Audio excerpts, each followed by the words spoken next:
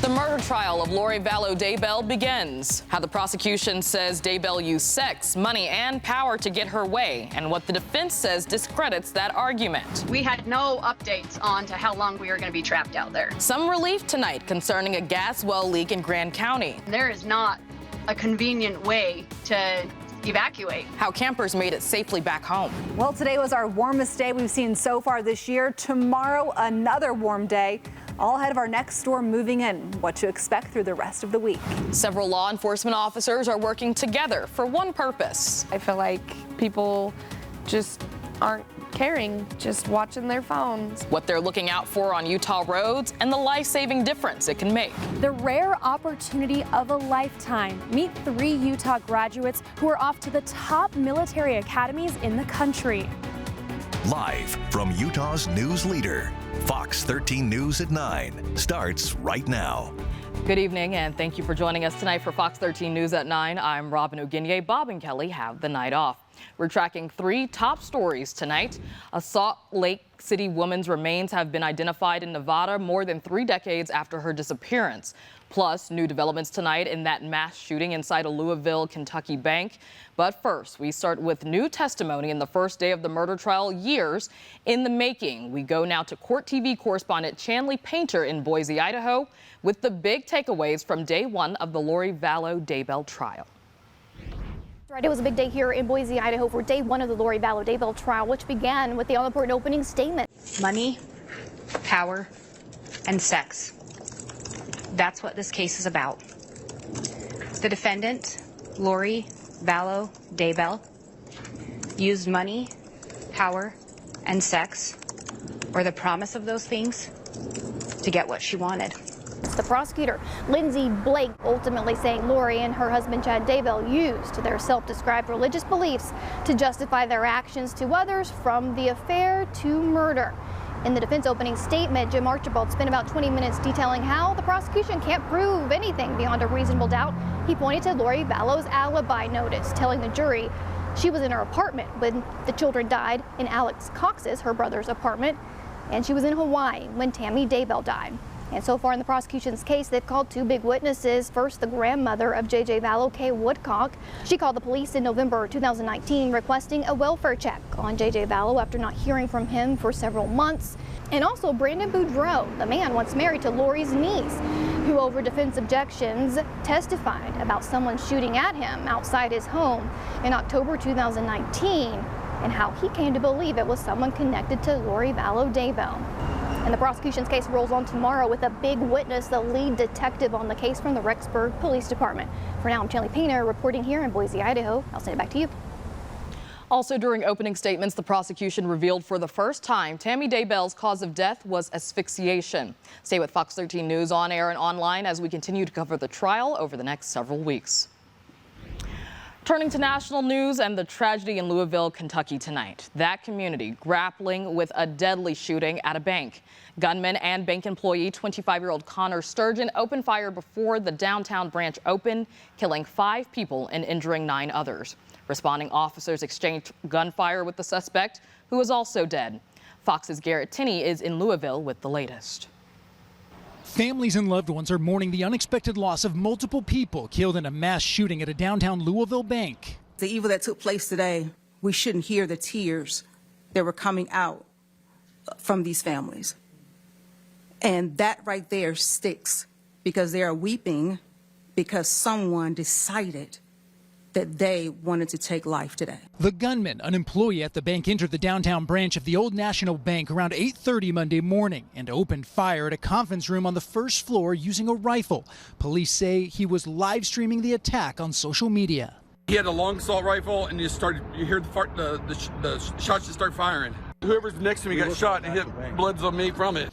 Emergency responders arrived on the scene within 3 minutes of the first 911 calls. A shootout ensued, leaving the suspect dead and injuring Louisville police officer Nicholas Wilt. The 26-year-old rookie, only on the job since March 31st, was shot in the head and had to undergo brain surgery. The next few days are important and very critical for Nicholas's recovery. Following the deadly shooting, federal, state, and local officials searched the shooter's home about 5 miles from the bank. Police say he had no known criminal record prior to the mass shooting. Authorities will be looking at his whole digital exhaust, everything that he's ever put out on the internet. And to help authorities with the investigation, the FBI has set up a website to collect tips, photos, and videos from the incident. In Louisville, Kentucky, I'm Garrett Tenney, Fox 13 News, Utah. After more than 3 decades, progress is being made on a cold case. The remains of a missing Salt Lake City teen have been positively identified after 33 years. According to Nevada State Police, her remains were discovered in rural Nevada in 1990 by 2 hikers in an area known as Hilltop Canyon, just west of Elko. At the time, the remains were identified as a woman, but they were unable to positively identify more details about the person. Last June, the Nevada Police and the National Missing and Unidentified Persons System did forensic DNA testing. Police have now identified the woman as 19-year-old Judy Manzanares, who was reported missing in 1989. According to officials, her death has been ruled a homicide. We will stay close to this story as more details are made available. A 23-year-old man is at the hospital in critical condition after being hit by a truck while riding a skateboard in Weber County. The county sheriff's office says just before midnight last night, the man was hit while skateboarding around 105th West, 9000 South in a rural area just outside of Ogden. The truck hit the man on a main stretch of road. The driver has been cooperating with deputies. What led up to the crash is still under investigation. For the first time in days, a 1,000-pound gas leak is finally contained and stuck campers are now safe to take the road back home. But the Grand County Sheriff's Office tells Fox 13 News reporter Emily Tenser there's still a chance there could be another shutdown. After 21 years of spending spring break at the whitewashed sand dunes, getting stuck for days because of a natural gas leak is a first. We had no updates on to how long we were going to be trapped out there. Thousands of pounds of natural gas burst through a wellhead in Grand County Friday afternoon. The Grand County Sheriff's Office immediately shut down Ruby Ranch Road and shut in the campers. We're running out of food. My daughter's a type 1 diabetic. So that's a big concern for us is food and insulin. The sheriff's office said they'd fly in food and medical supplies as petroleum experts came in from out of state to fix the problem. So they gave us these alternative routes, but they're pretty tricky routes. It's not a place where you would normally pull a camp trailer through. On Sunday, Autumn Adams said her family had no other choice. It took hours for them to make it out the high clearance route. Her kids had to walk and point out what parts to dodge. They're showing me the bumps. Go that way? You're excessively smart kids. This way? Ruby Ranch Road finally opened back up Monday evening, and the sheriff's office says the leak is contained. Crews are still on site, and a hard road closure could be reinstated at any time. It's kind of a harsh thing to be thrown into, especially when it's something that's out of your control and there is not a convenient way to evacuate. Emily Tenser, Fox 13 News, Utah. Well, hopefully we don't see many more of those types of closures, but I think what we will see, Allison, more people out and about trying to camp and just be outdoors because the weather is quite gorgeous. We made it to 77 today, so it was our warmest day that we have seen in several months. Tomorrow's going to be another warm day, mid to upper 70s for much of the state. Of course, yes, the concern is how hot it's getting in southern Utah, where it's close to about 90 degrees. And we're seeing our running water fast, high, and cold right now. We're about 15 degrees above average. 60 is a normal high this time of year in Salt Lake. Our sun just set about an hour ago at 8:02. It'll rise tomorrow just before 7 a.m. And then across the state right now we have mostly clear sky. So overnight temperatures 53 in Salt Lake, 48 for Ogden, 47 in Provo. We have clear sky tonight. A nice start tomorrow morning, but things will become breezy throughout tomorrow. So might be a little hard to enjoy because it's going to be so gusty. And with that southerly wind gusting out of the south tomorrow, our temperatures will rise quite a bit. But a mild start Tuesday at 7 a.m., 40 to about 55 degrees here across the state. We'll talk more about the timing of our next incoming storm and also when we'll cool down and if we could see some more snow here in Salt Lake City coming up. When there's an incident or an accident, video never lies. so it's a way to cover me. Caught on camera, a motorcyclist catches several near crashes in just 10 minutes of driving. What motorcyclists need to know to stay safe on the road as the weather warms up. It's been pretty rare. It's pretty surprising we got 3 of us to go this year, so it's a pretty big deal. Representing Utah at the best military academies in the country. Season 49 is over for the Utah Jazz. Coming up, we'll hear from the players on the team about this past season and their future with the Jazz.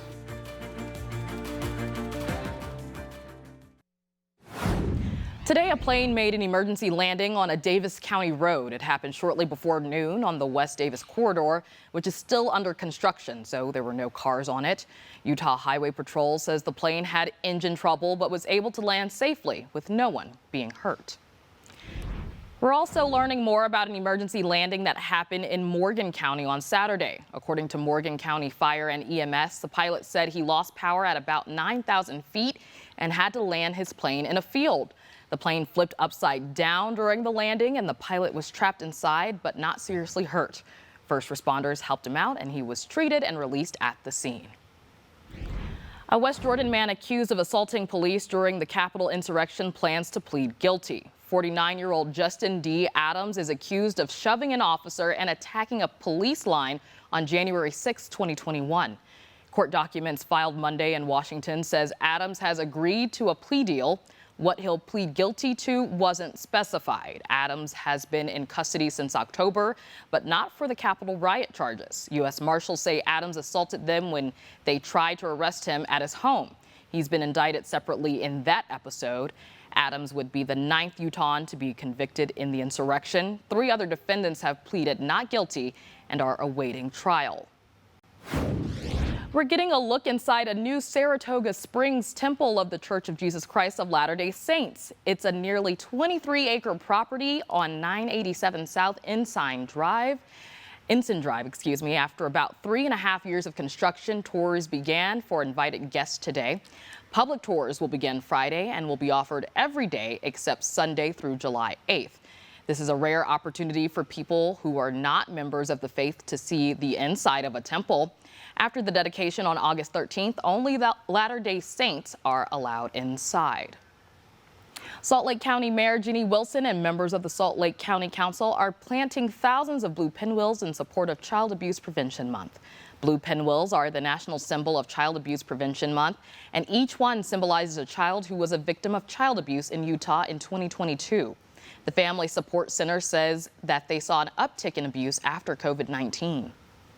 There's research that shows that whenever there is an impact to the economy or there's outside stressors, we typically see an increase of not only child abuse, but domestic violence, substance usage. And so COVID brought in a lot of stressors to family units that we weren't expecting. The Family Support Center offers crisis nurseries free for children under the age of 12. Granite School District is currently conducting a population analysis study in the Cypress, Kearns, and Hunter School network areas. Population analysis studies are conducted every year in areas where student population numbers have changed significantly. The study process allows for a full year of community input before a decision is made to adjust school boundaries, consolidate schools, or close schools. We're here to hear qualitative information about what we might not know about their respective communities and their ideas and suggestions for about how we can improve and enhance boundaries if and when school closures are necessary. He says they expect to lose another 2,000 students over the next few years, so they will continue this process and make adjustments as needed. 3 local graduates dedicating their lives to service are heading to the most prestigious military academies in the world. Fox 13's Jenna Breeze shows us how 3 senior cadets are making school history first on Fox 13 News. Out of a graduating class of about 50 senior cadets. So I've had the honor of being accepted to the United States Naval Academy in Annapolis, Maryland. To the Merchant Marine Academy. It's in Kings Point, New York. The United States Military Academy, or better known as West Point. Matthew Marchant, Joshua Kraus, and Gavin Vollmer are the only 3 at Utah Military Academy's Camp Williams campus who are heading to top military schools. It's been pretty rare. It's pretty surprising we got 3 of us to go this year. I think the last one we had was my 9th grade year, so like, 3-4 years ago. We got 3 this year, so it's a pretty big deal. Applying to a top U.S. military academy is much more rigorous than your typical college application.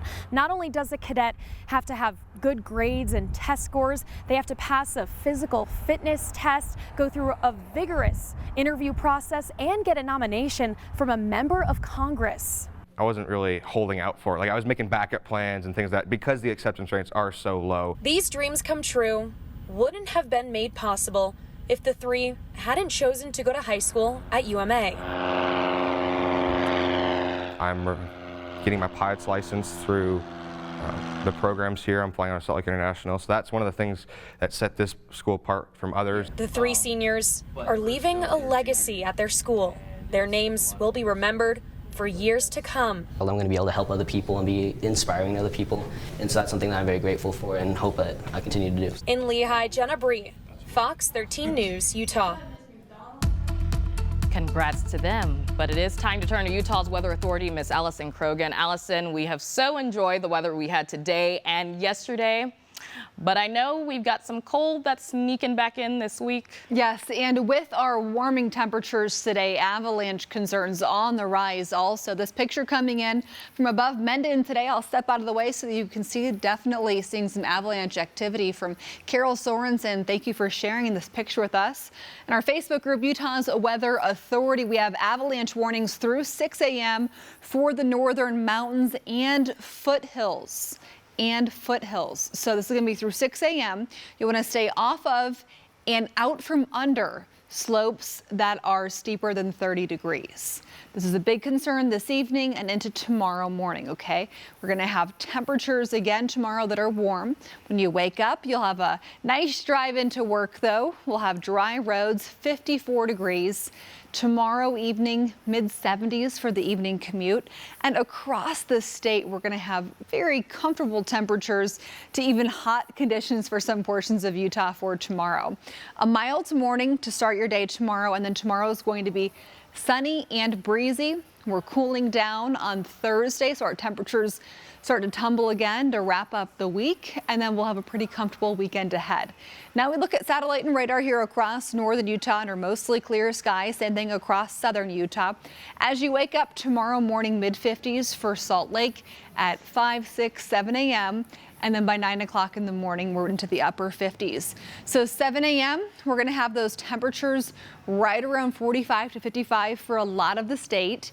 And then throughout the day tomorrow, we're going to have our temperatures climbing here in Salt Lake. So we're going to be about 75 to 80 again, which is 15 degrees above average. And it's also going to be very breezy tomorrow. That's part of the reason our temperatures are really going to rise.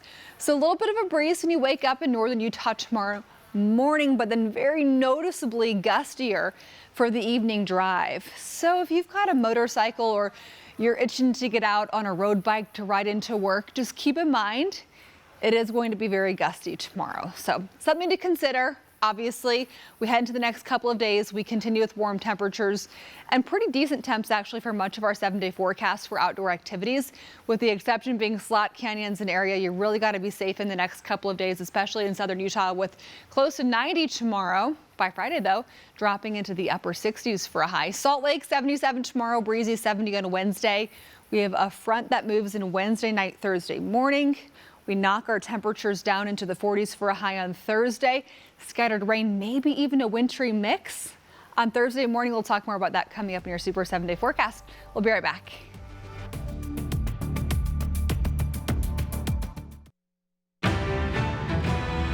Breaking Olympic news, Sapporo, Japan may delay its bid for the Winter Olympics. According to the Associated Press, the head of the Japanese Olympic Committee says they'll be going for a 2034 bid instead of 2030. He says it was clear many local residents are concerned and anxious. He plans to hold talks with Sapporo's mayor. Salt Lake City has said it prefers a 2034 Winter Olympics, but leaders in Utah are open to a 2030 Games. Stockholm, Sweden has also jumped into the fray for the 2030 bid as well. The AP says it is unlikely the International Olympic Committee will make a decision until next year. The inland port is getting off the ground, but not in Salt Lake City. Today, the Utah Inland Port Authority approved creating a rural port in an industrial park in Cedar City. It covers 820 acres. The inland port is a massive import-export center designed to bypass a coastal port to get goods distributed across the region. The main site is west of Salt Lake City International Airport. It's been mired in controversy, largely over environmental concerns. An advocacy group is pushing state leaders to create another homeless shelter for families with children. Utah's Homelessness Council will be meeting on Thursday to discuss upcoming needs. The Faith and Advocacy Coalition to End Hunger and Homelessness says people with children were turned away from existing shelters over the winter because of a lack of space. They're urging the state to spend more money to convert a motel into a shelter for homeless families. Nearly 24 law enforcement agencies out on Utah roadways today looking for distracted drivers. It seems like it's just a continuous problem. How they hope this 2-week statewide blitz will help cut down on the number of crashes and fatalities due to distracted driving. It's been quite a year for one local activist who is now finally back on her feet and the road to recovery. Her journey after being bit by a spider and what happens next. Coming up. A major lawsuit against 3 pharmacy chains over opioids moves closer to trial. Think of winter as the beginning of a roller coaster. Click, click, click, clicking to the top of that big rise. We're at the top now, so how high are we as we begin the melt? Danny Sprinkle was officially introduced as Utah State's new head men's basketball coach. He'll tell us what kind of team we can expect in Logan.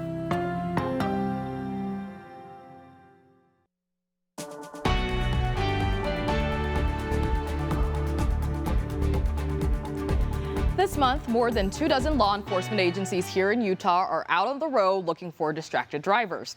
April is Distracted Driving Awareness Month. Fox 13 News reporter Chris Arnold rode along with Utah Highway Patrol today as they tried to warn drivers about the dangers of driving distracted.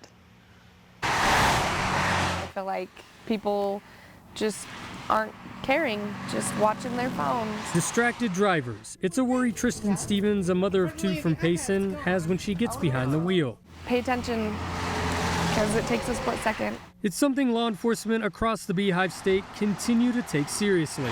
The reason I pulled you over, I saw you using your cell phone while you were driving. Whether by car or motorcycle, officers from across the state were out on the road looking for people who were driving distracted. We've been observing a lot of people already texting and driving or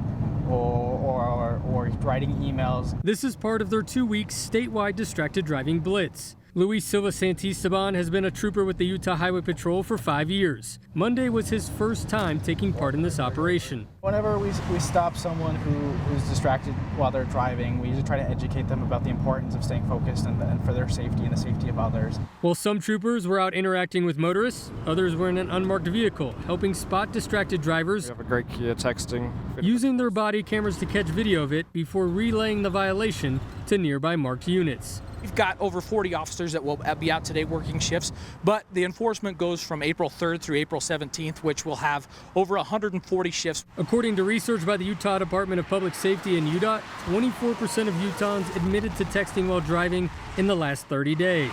The same Utahns believe 79% of other drivers have used their cell phones while driving. Crash data from the Utah Department of Public Safety and UDOT show that last year nearly 37% of distracted driving related crashes were cell phone related.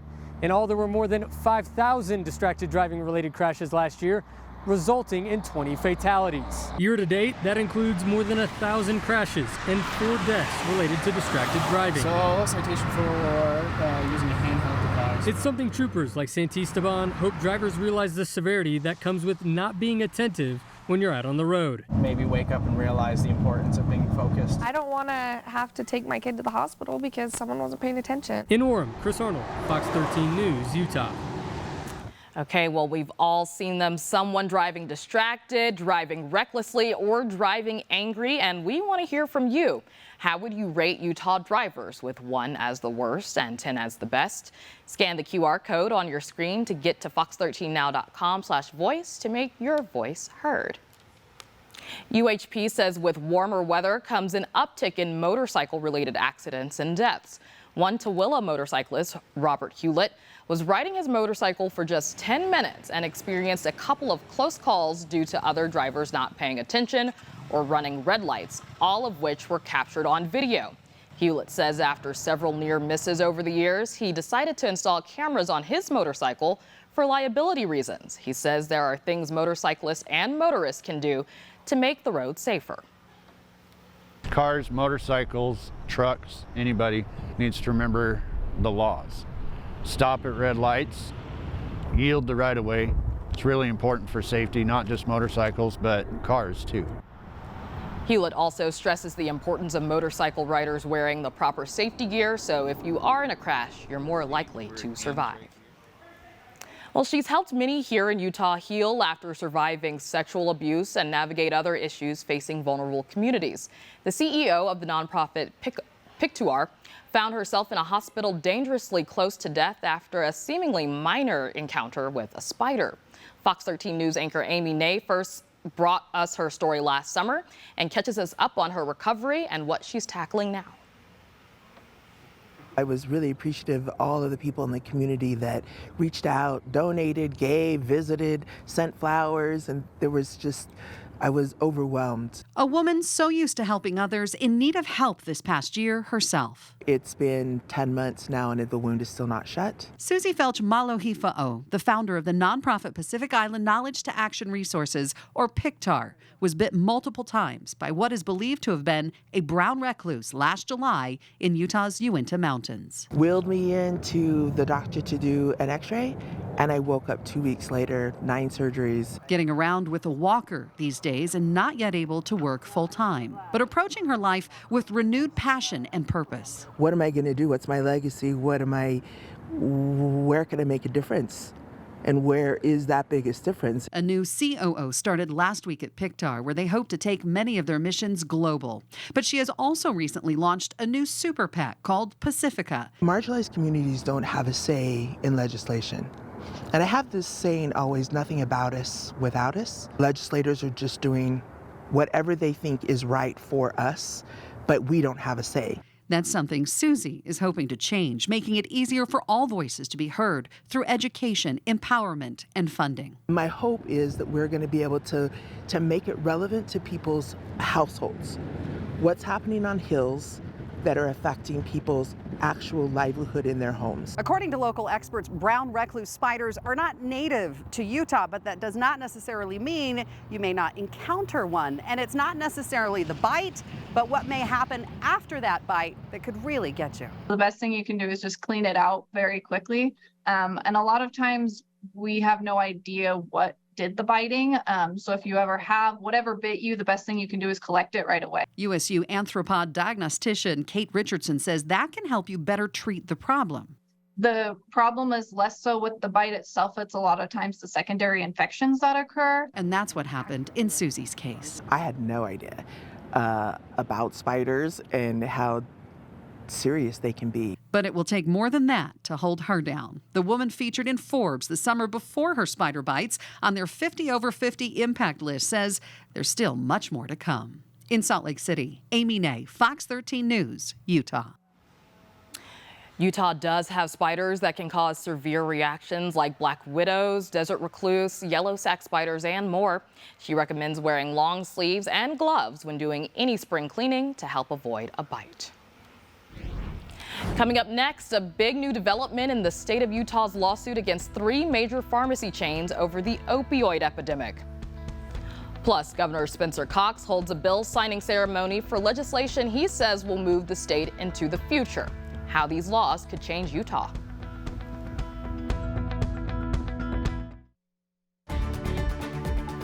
A lawsuit against 3 major pharmacy chains over the opioid epidemic in Utah is headed to trial. Today was a key day in court for the state. Fox 13 News political reporter Ben Winslow has more from Utah's Capitol Hill. Defendant's motion to dismiss the state's complaint is respectfully denied. In a hearing on Monday, the judge refused to dismiss a lawsuit leveled at Walgreens, Rite Aid, and Kroger. It accuses the companies of creating a public nuisance by not maintaining sufficient controls over opioid drugs and ignoring red flags. I understand that there's allegations that there were these alleged red flag prescriptions, but there's no allegation that we dispensed opioids without a prescription. The companies asked the judge to dismiss the lawsuit for a number of reasons. The pharmacies were acting lawfully under the Utah state laws that they were being regulated. Hold on. The allegations are that they, in fact, were not, that they were acting unlawfully and failing to respond appropriately to red flag prescriptions. Now, whether or not the state can prove those allegations to be true to the trier of fact, that's for another day. But they squarely allege that. The pharmacies argue it's not a public nuisance and any claims should be one of personal injury. The Utah Attorney General's office counters their lawsuit is based on overall harm to the state. A pharmacist dispensing a opioid that's improper, let's say, doesn't necessarily lead to a personal injury. It could be that the patient sells the pills on the black market. It could be that a teenager takes the pills and distributes them to their classmates. Court records obtained by Fox 13 News show Walgreens is currently in talks to settle the lawsuit with the state. The judge allowed the lawsuit to proceed against Kroger and Rite Aid. Appearing at a bill signing ceremony on Monday, Utah Attorney General Sean Reyes told Fox 13 News the state won't back down. The misuse of opioids continue to be an existential threat to Utahns and Americans, and we will continue to hold all of those who are responsible for creating this crisis responsible. So the case is now on track for trial, unless, of course, settlements are reached. On the Hill, Ben Winslow, Fox 13 News, Utah. And Governor Spencer Cox held a bill signing ceremony today for a series of bills he says helps push the state forward. A pair of bills seek to make Utah a leader when it comes to university-led research and partnerships. Some cut through bureaucratic red tape.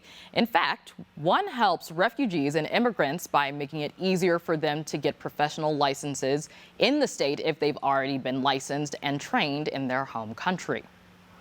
This helps a lot because this new law gives more opportunity to people who want work, help our economy, start work faster, don't go through the studies again and again. Today's signing event was ceremonial to call public attention to them as the bills have already been signed into law. Well, it's still pretty comfortable outside right now here across the state. Many of us about 55 to 70 degrees as we get ready for bed. What to expect for the morning drive and also the timing of our next storm.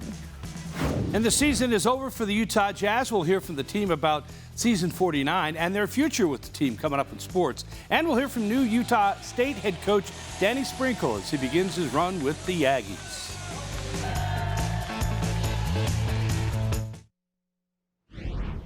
Salt Lake City Mayor Aaron Mendenhall and other city leaders met today to discuss spring runoff and flood prevention efforts. Mayor Mendenhall highlighted some of the changes that have happened to the city infrastructure. One of the measures the city took after the 1983 flood was adding 2 debris basins to catch sticks and branches. A new reservoir was also built to catch runoff from Parley's Creek. One universal piece of advice that we can give to you, though, is to adopt your local storm drain. Cleaning those storm drains, those storm grates on your block goes a long way. You can go to slco.org to learn about flood zone locations, flood preparedness tips, flood insurance, and additional information about this year's spring runoff. Residents in Murray are preparing for the potential flooding by setting up sandbags along the creek. Murray City Public Works Director Russ Kakala says they have already seen about 6,000 bags filled. He says it's been great seeing residents be proactive and get the bags ahead of time. As we get into the warmer months and it heats up to, 90, 95 degrees, the rivers are going to swell and we're going to have areas that we're going to have to go plug the holes in. If you're in Murray, you can pick up sandbags at Wheeler Farm or Murray Park Amphitheater. All you have to do is bring your own shovel and gloves. Well, spring snowstorms have kept Utah's mountain snow rising fast, but Fox 13 News anchor Max Roth looked at the numbers on snowpack in northern Utah, and it looks like it has plateaued and the melt is beginning. A statement that will surprise none of you. The snow does melt faster in southern Utah, so the spring melt is well underway in parts of the state, but other parts are just getting hints that it's coming. Viewer Chris Herman did some investigating on his own and put this video on Utah's Weather Authority Facebook page. It's Mill Creek in the Salt Lake Valley, with flow not regulated by any of Utah's big reservoirs. It shows on the ground what we see in the graphs. The snow above Utah and Salt Lake counties is just beginning to melt. These graphs will look very different in the coming days and weeks. Some big numbers. Utah seems to have topped out in overall average snow water equivalent, hitting 30 inches on average when the previous record was 26.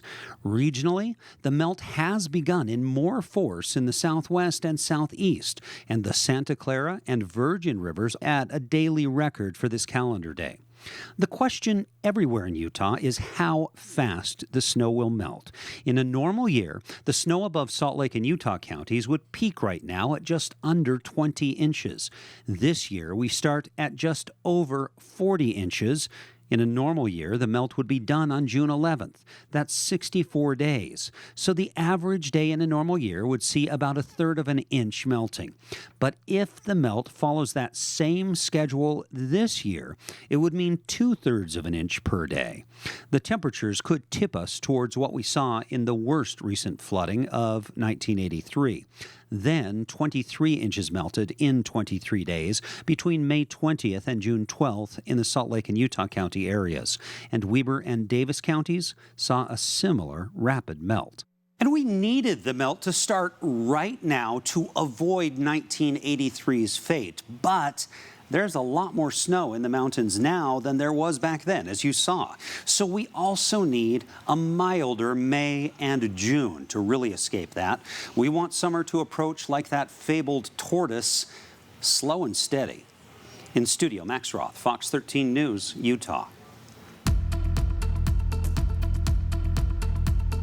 Well, while many are excited for the warm temps and spring weather, this good boy is relishing the last bit of snow around him. He is having so much fun.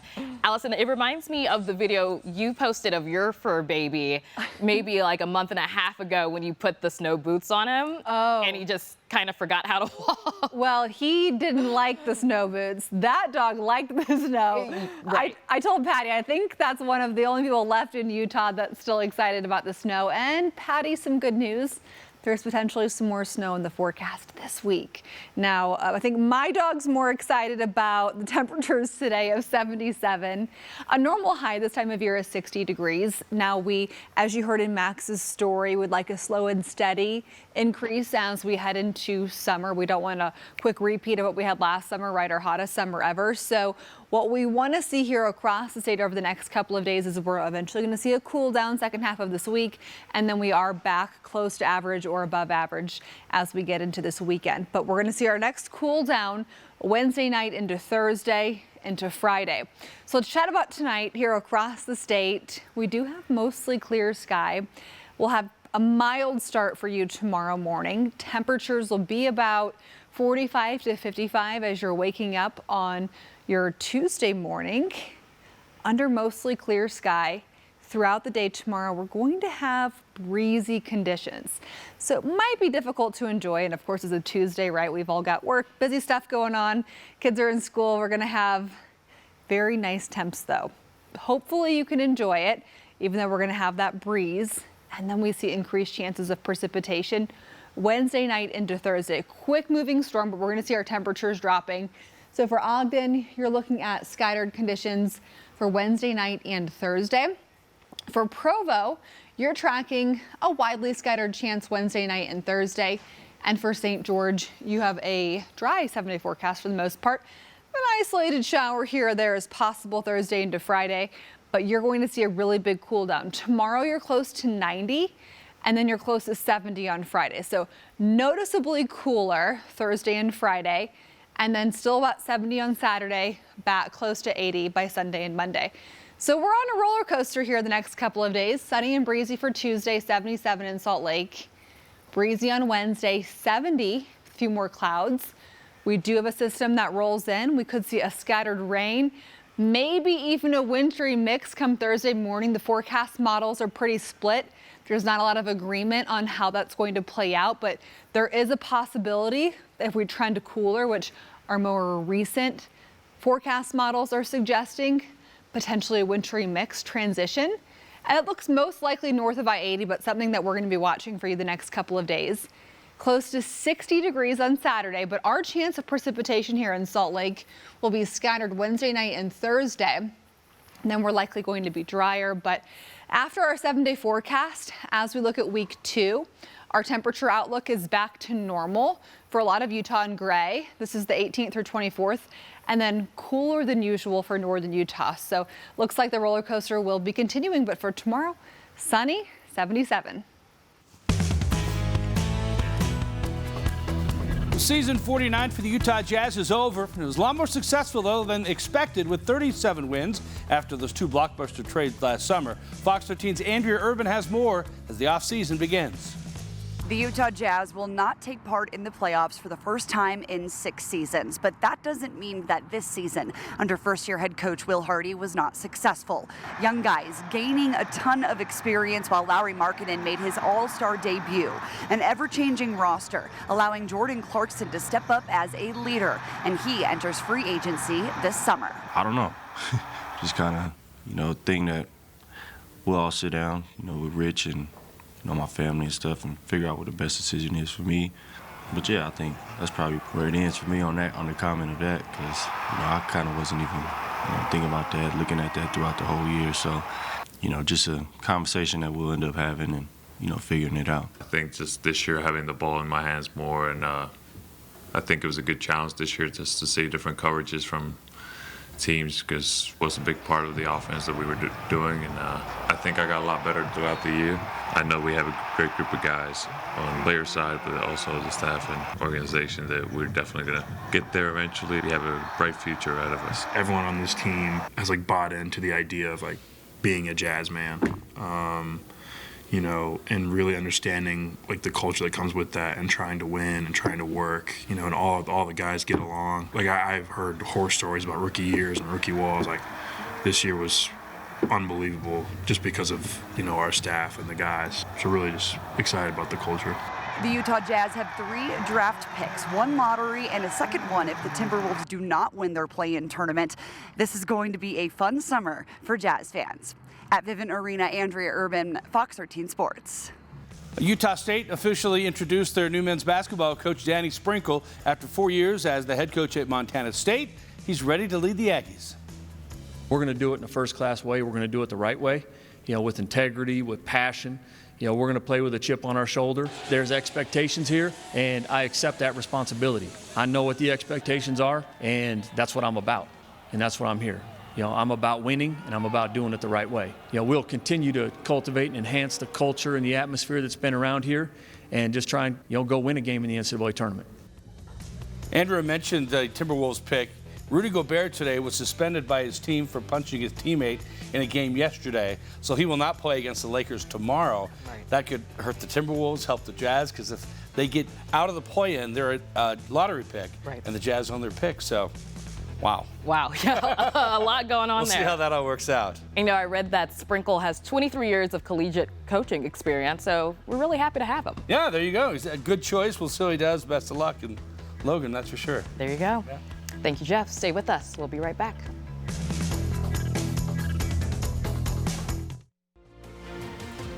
Thanks for watching Fox 13 News at 9. Quickcast is up next.